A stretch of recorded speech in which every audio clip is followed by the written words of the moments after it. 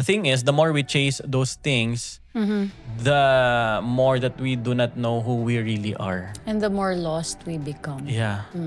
No. The more lost we become. And ang pinaka-magandang question na pwede natin tanungin, sino ba talaga tayo? Sino ba talaga tayo? Ano ba yung pagkakadesign natin? Because if you know who created us, if you know that God is our creator and He and us, His creation, it means that whoever created us designed us, and whoever designed us defined us or defines us.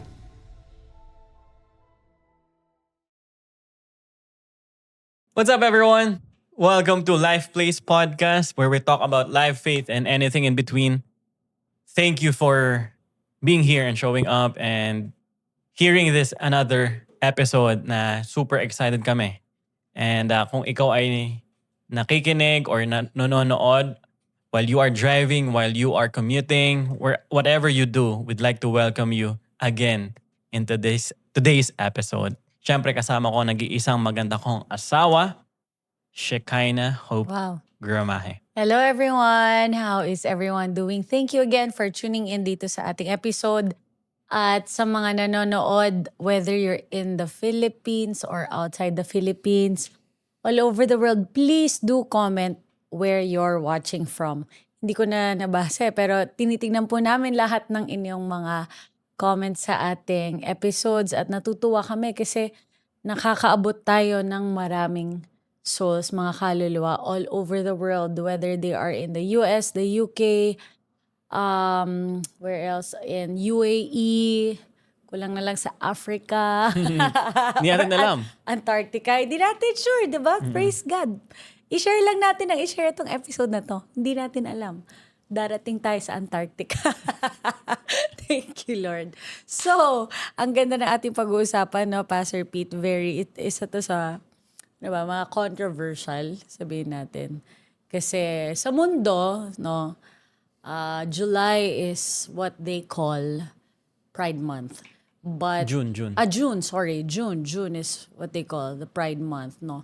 So ang dami nakita natin on our social media, our feed, my feed especially. Ang daming nag-celebrate, ang daming tumakbo, ang daming ganap sa ating LGBTQIA++.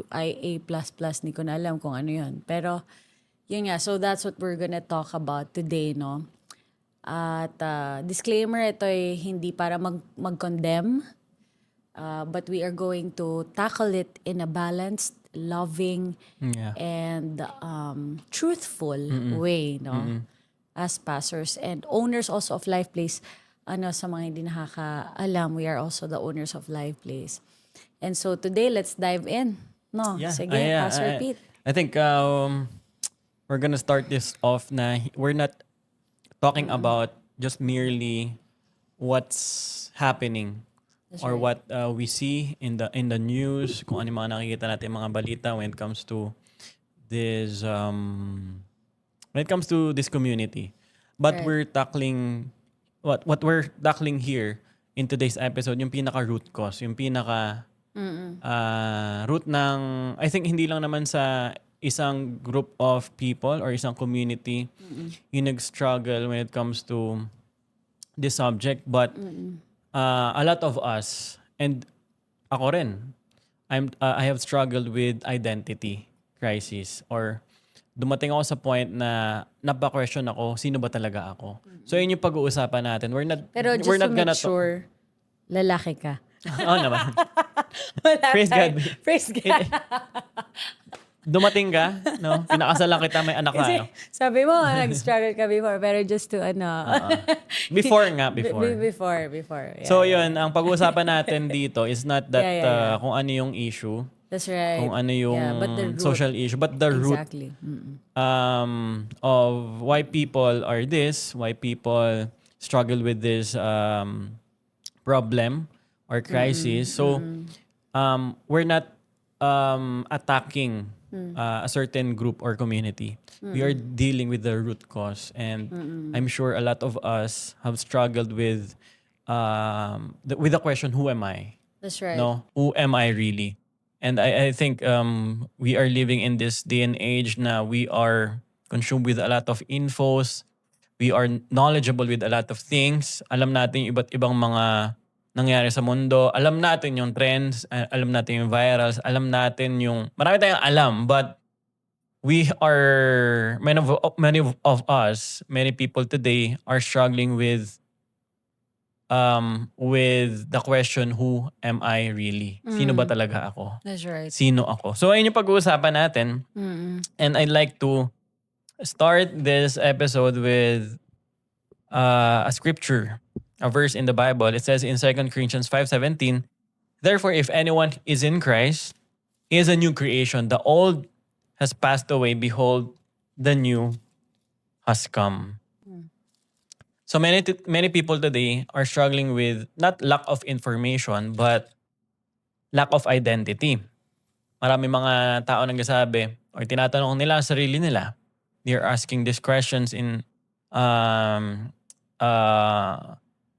in their thoughts, no? Or maybe masyadong pinapaulit-ulit nila itong question na to, who am I? Sino ba ako? Why do I feel like I'm not good enough? No? Why do I keep on comparing myself to other people? What gives my life meaning?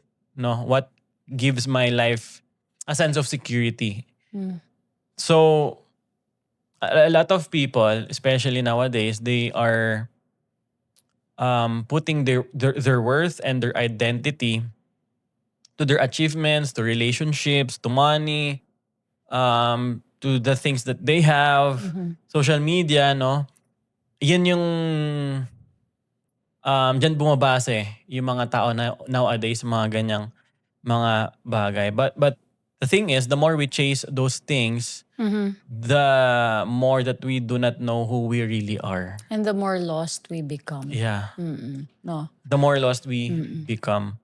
And ang pinaka magandang question na pwede natin tanungin, sino ba talaga tayo? Sino ba talaga tayo? Ano ba yung pagkakadesign natin?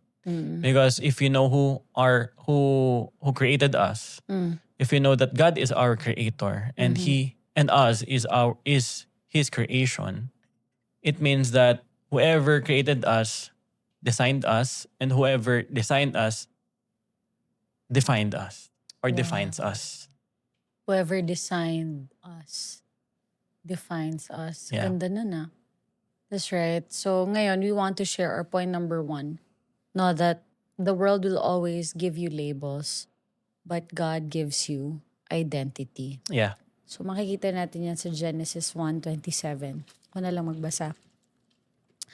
Sabi niya sa Genesis chapter 1 verse 27. Here we go. Okay, it says here, so God created mankind in His own image. So, sariling imahe ng Diyos. In the image of God, He created them, male and female. He created them. So there's no Yeah. in-between, no? Kita pa lang natin sa Garden of Eden. It was not Adam and Steve nor Sarah and Eve. It was Adam and Eve.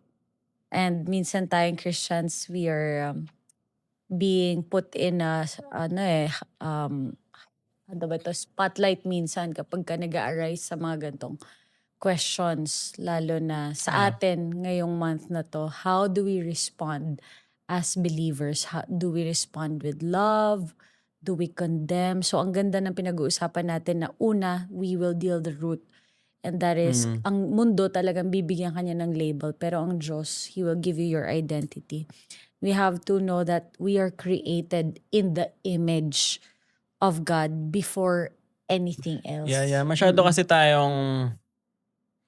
Masyadong ina-attack yung isang community. Oo. Yes, dahil let's say masyadong talagang proud na proud sila sa pagiging pride. Yeah. And But they're very loud. They're very loud about Oo. it.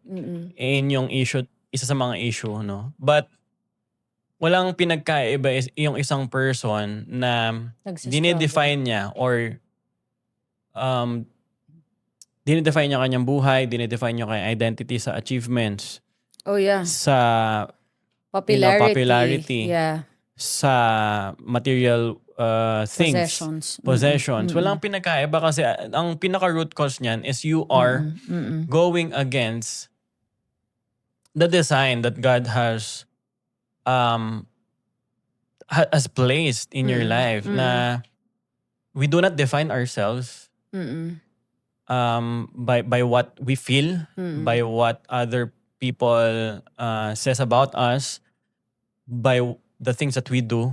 Yep. Diba? But ultimately, we define ourselves by God because we are created in the image of God.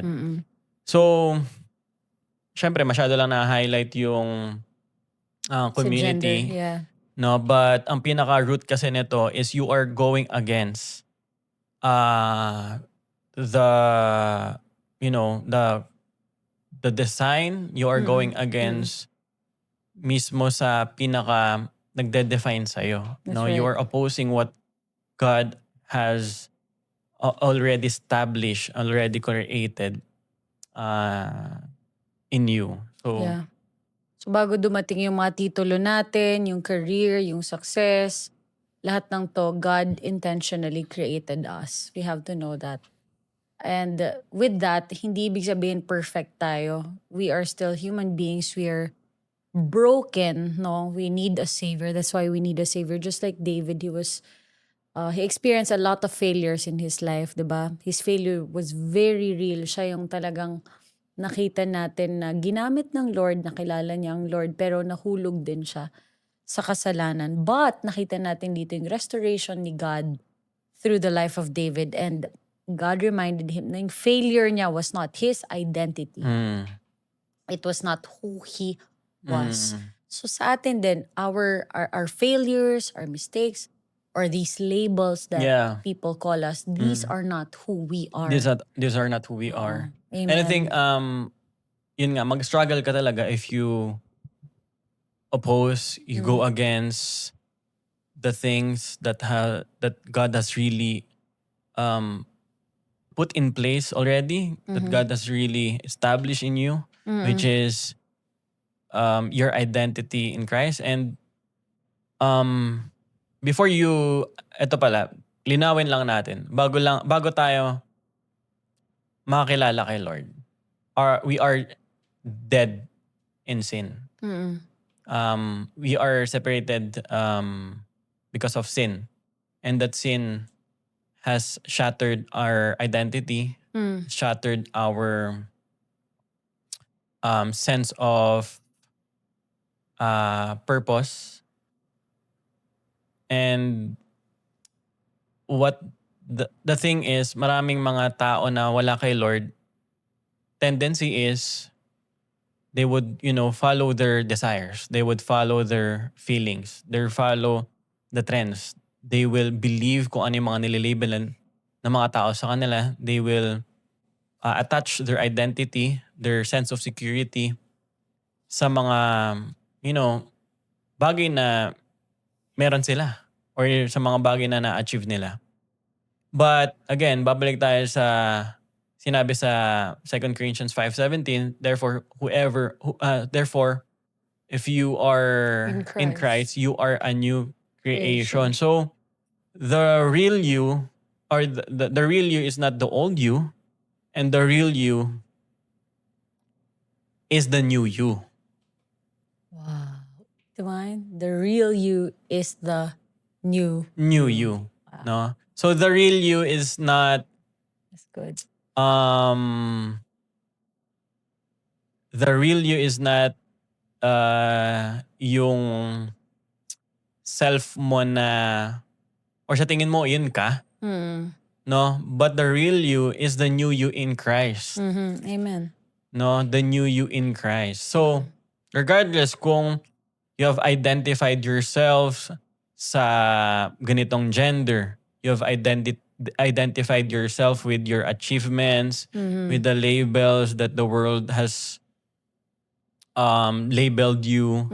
You have identified yourself with other things other than God, who who has already defined you. Ang problema is those things are not, hindi mahirap pag nagtiwala ka sa mga label na binigay, label na pinaniwalaan mo. Mm. Kung sa tingin mo yun yung nafe-feel mo kasi yun yung tama, whatever you feel, it must be true. Sooner or later, it will, Will just break you. break you. Oo. Kasi hindi naman galing kay Lord. Exactly. Tsaka, ang tendency doon is, hahanapin mo yung approval lagi ng tao. Kasi sila yung nag-label sa'yo mundo. Yeah. What people said about you, what they think about you. So, yun nga, going back to David, ang dami ring nakakita kay David na he's just a shepherd boy. Actually, tingin nga sa kanya is hindi siya talagang anak kasi anak siya sa labas. So, he was not really seen as somebody who can go into battle. Alam mo yung may ganong perception sa kanya. Yeah. Pero while people saw him that way, ang nakikita ng Diyos kay David, he saw a future king. And yung perspective ng Lord, mas importante ang perspective ng Diyos kaysa sa perspective ng tao or yung public opinion. God's perspective is greater or matters more than public opinion. Our identity, again, is from God, not achieved. Hindi mo kailangang patunayan yung identity mo. It is given by God. It's received from God. So number 2, sige, Pastor Pete. Number 2, your identity is found in Christ or secure in Christ, not your performance. Oh, And I a lot love of this. people, I think, would struggle when it comes to attaching their identity to their performance and To what they do. to what they do. And ang nangyayari kasi doon, ang mahirap pag inattach mo yung identity mo sa ginagawa mo, it creates two things. It brings two things sa buhay mo. It brings pride and it brings insecurity. Bakit pride? Because, for example, kapag naka-perform ka ng maganda, kung ano man, sa work, sa relationships, iisipin mo, dahil ganito yung buhay ko ngayon because I have performed well. No? So you're becoming a prideful person. And the tendency, if you're a prideful person, you're gonna look down on others. 'Di ba? Pwede mo silang mapahiya, pwede mo silang maliitin. And pag hindi ka naman naka-perform ng maganda, you're gonna be insecure kasi inattach mo yung sarili mo sa performance mo. Pag hindi ka nag-perform ng maganda or maayos, mahihirapan ka, masasaktan ka, 'di ba? You're gonna be insecure with yourself. Isipin mo, bakit ganito, ganyan. Pag nag-fail ka, isipin mo na failure ka. 'Di ba? Because you're attaching your worth in Your work. your work in you have attached your worth To your work. to your work, no? So I think yun nga yung mahirap kapag we are attaching our identity or sense of security in our performance rather than the finished work of Jesus. Na it's all by God's grace. Kung bakit na naging successful ka in what you do, it's because in the first place, God has given you the ability to produce wealth. Pangalawa, you don't have to prove yourself because Christ has already paid your sin. Christ has already lived a perfect life. No? And ang maganda dito, sabi sa Ephesians 1:7-8, says here, in Him we have redemption through His blood, the forgiveness of sins, in accordance with the riches of God's grace that He lavished on us with all wisdom and understanding. So, ibig sabihin, you no longer have to prove yourself based on what you do. Kasi nasanay tayo in our culture, in religion, na you have to perform well for you to be accepted and be loved. Diba? Now, since Christ has paid you from your sin Has and bought you. He has bought you Mm-mm. with such a High price. high price, hindi mo na kailangan bayaran pa yung acceptance, validations, and love Mhm. through your own good works because Christ has paid it all once and for all. So it frees you from a mentality na, okay, I have to perform well so that I can be accepted. I have to really be a good person so that I can be saved. No? Mm-mm. If you believe, if you truly believe that Christ loves you unconditionally, Mm-mm. that will make you a secured person already na hindi mo na kailangan pang prove yung sarili mo, hindi mo na kailangan pang hanapin yung validations, hindi mo na kailangan pang i-check palagi kung ilan yung nag-like ng post mo because God has already loved you enough Mm-mm. for you to um you know just receive validations from other people. That's right. Ganda yan kasi sabi ng point natin is our security, our identity is not in our performance, no? Tsaka pag binase kasi natin sa performance, sa approval, there will come a time, I don't know about you, pero I've experienced this na mapapagod ka to win other people's approval. And at one point, I guess ito yung mga nangyayari sa karamihan na bakit pa ako gagawin na mabuti? Ang hirap i-achieve. It's unachievable. Perfection or good works is not. So either talagang magsastrive ka din or kabaliktaran Yeah. na wala ka nang gagawin mabuti. Stick ka na sa maling bagay kasi ang hirap nga ma-achieve. So ang ganda nito na nire-realign ni Lord yung pinaka-foundation natin, who we are. It is only found in Christ Jesus. And secured yun because it Yeah. is based on the finished work, not on Yan. the good works, good Yeah, deeds not that on you good have works. that you have Exactly. done. So, ang maganda dito is that when we are belong to Christ, you are forgiven, accepted, redeemed, and loved. So, your value doesn't increase when you perform well or when you succeed, or your value doesn't decrease when you fail. It is rooted what Jesus has done for you. Oo, ang minsan naman ang kabaliktaran ng tao, talagang pinupuri ka pag nagsasucceed ka. Kaya ikaw din nafe-feed. Pero ang ganda ng pinag-uusapan natin kasi kailangan talaga malaman mo kung ano yung sinasabi sa'yo ng Panginoon. Kaysa pakinggan mo yung sinasabi ng tao sa'yo. Because you will always base your value, your identity sa approval ng tao kapag if you do well, if you perform well, That's right. if you meet a certain expectation or standard na gusto nila from you. Pero kapag when your ultimate ang motive ng puso mo ay hindi para i-win yung approval nila, Yeah. pero rested Galatians ka. 1, ang sabi ni Paul sa Galatians. Yeah. If I try to win the approval of men, I'm no longer worthy to work for the Lord. Parang ganun. I'm not worthy to be a servant, of Jesus, sabi niya doon. Totoo yun. If I seek to win the approval of men. Of men, exactly. So ang ganda nito na ang ating identity is rooted in what Jesus has already accomplished. Tsaka maganda dito is si Jesus, when He began His ministry, bago pa lang na mag-start siya sa ministry, bago pa lang siya magpagaling, bago pa lang siya mag-minister, magturo, or even i-obey yung mga kinumand ni God the Father sa kanya, ang na-receive na kaagad ni Jesus is He is loved already.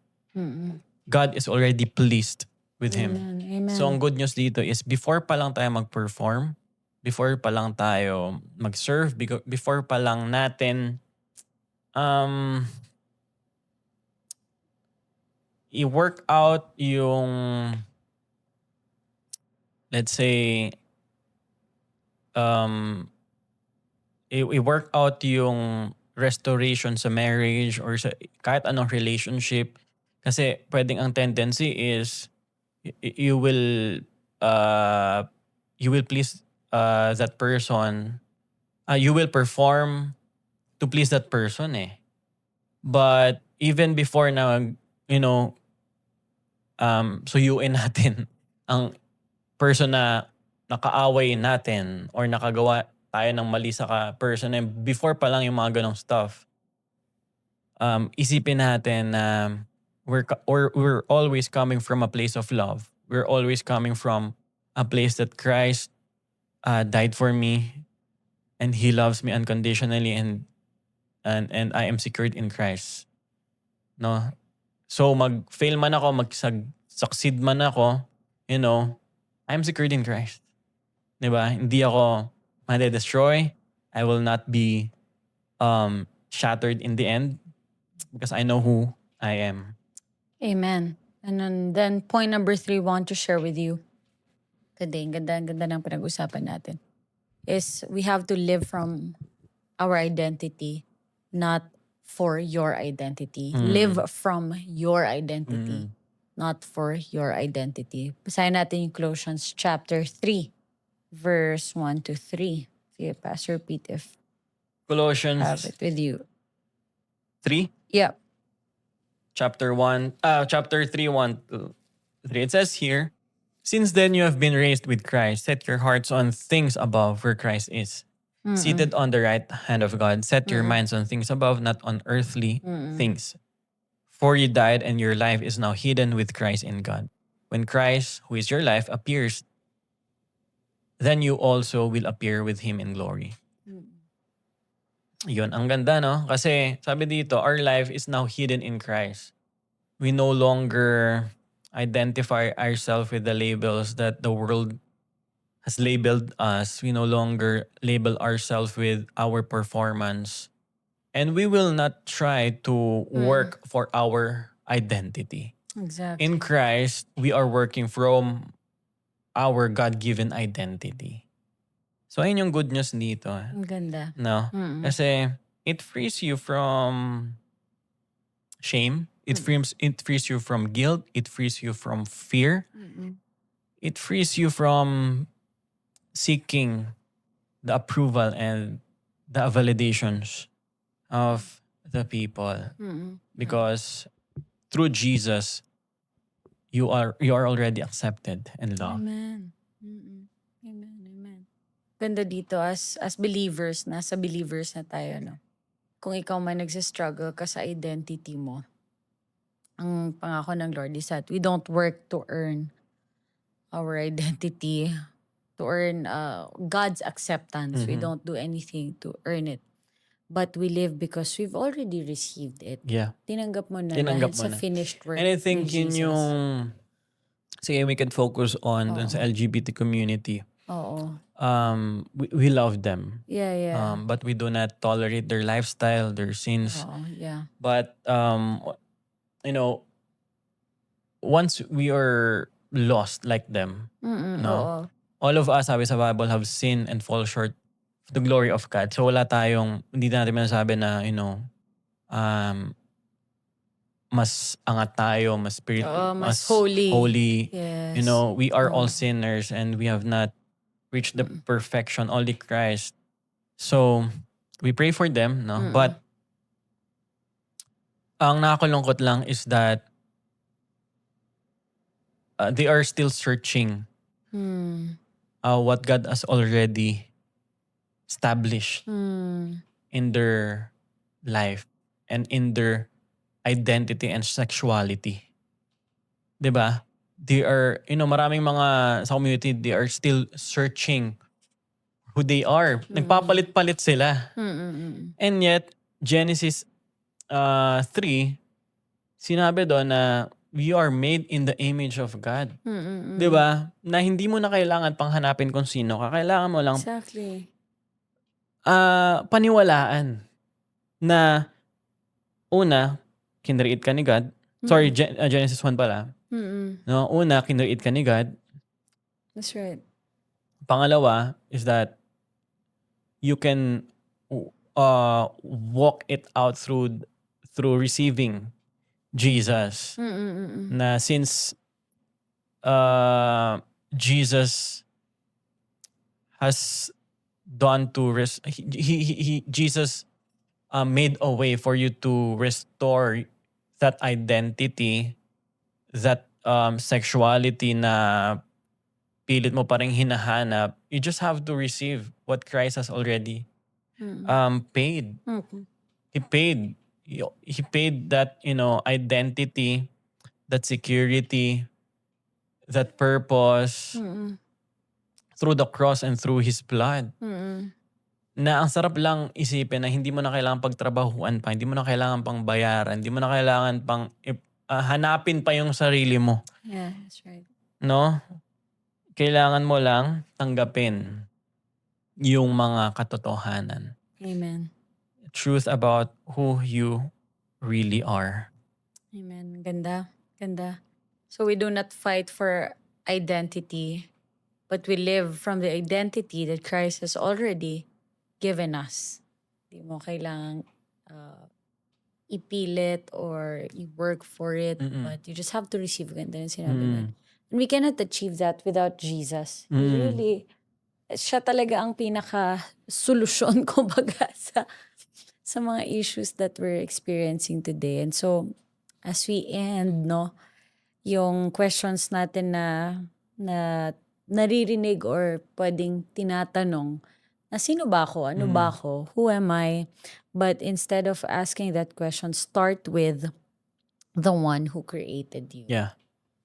Start with Him. Kasi parang sa isang bagay na na-create, like for example, a phone, ito favorite mo tong example, diba? If there's a certain issue or defect, siguro sabi natin, defect with that phone, you don't go to a restaurant for it to get fixed. You don't go to a mechanic, car mechanic. You go to the one who made the phone. And you don't try to fix Oh yeah. that on your own. Oh yeah, yeah. No? Marami kasing sabi, kaya kong ayusin to. Oo, kaya kong ayusin to. But Yeah. we are not the one who created it, Yeah. design it, no? Meron rin sa ating buhay or identity or sexuality, we always go back to God who created us. And the Exactly. good news is God loves to welcome us. Regardless of kung ano mang background natin, regardless kung nakagawan pa tayo ng mali or hindi maganda, or we have a dark past. Oh yeah. It will never define us. Even our achievements will not define us. Our identity is not found on those things. Our identity is found only in Jesus Christ. Amen. Ang ganda, ganda. So, this week, whether you hear a negative label in your mind na kailangan mong gawin to, kailangan maging ganto ka, is this what the world says about me or ito ba yung sinasabi ng Diyos sa akin? Because the loudest voice in your life will shape the person you will become. Amen. So, ito po, we would really encourage everyone, especially you, who is listening this episode or watching this episode, is na let's always, read the Bible, read what's written in the Word of God, because the more we consume the Word of God, the more we consume the truth about who He is and about who we really are in Him, we will no longer accept the labels that the world will try to place upon us. So ito yung napaka-importante na kailangan lakaran natin, paniwalaan natin, i-memorize natin, i-share natin yung mga nakasulat sa Bible, kasi ang tendency is if we are not consumed with the Word of God, we will always be consumed with the words of this world or the voices around us. So let's be consumed with the voice of God and let's just receive it and walk it out. Amen. Thank you, Pastor Peter, for ganda ng pag-identity. Talagang ito yung strength mo. Thank you, Lord. Bless ako sa wisdom ng Lord through you. Thank you, So Lord. let's pray for our viewers, no? Sige.